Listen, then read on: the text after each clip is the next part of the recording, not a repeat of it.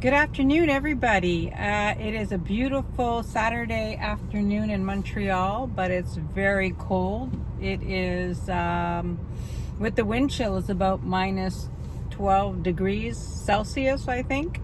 So, yeah, it's pretty windy out.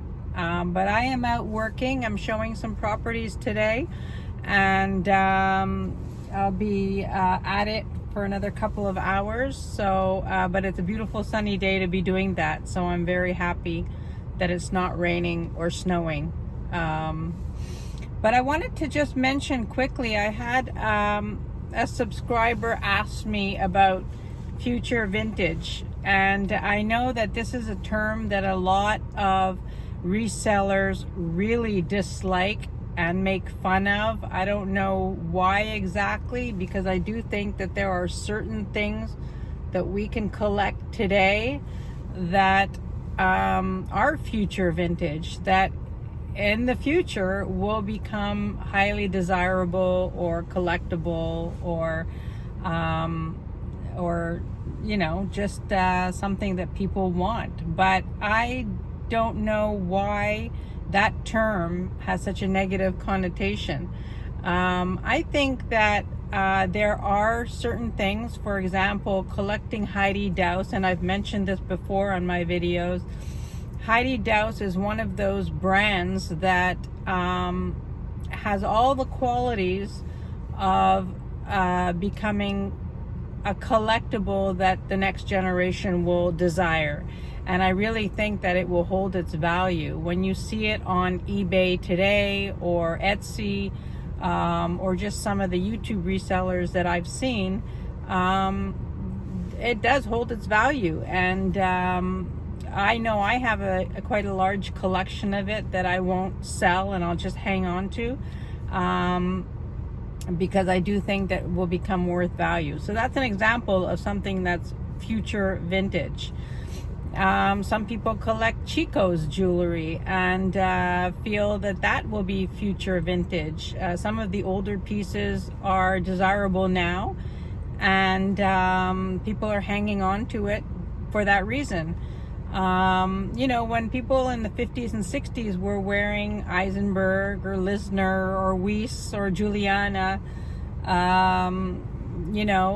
today it's super collectible and very expensive.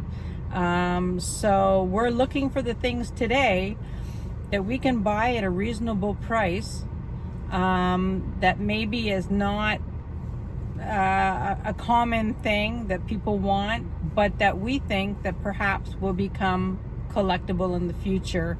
And what are those things? That's the question. I would love to hear your comments on what you collect now that you think will be future vintage. I love using that term. I don't see anything wrong with using that term.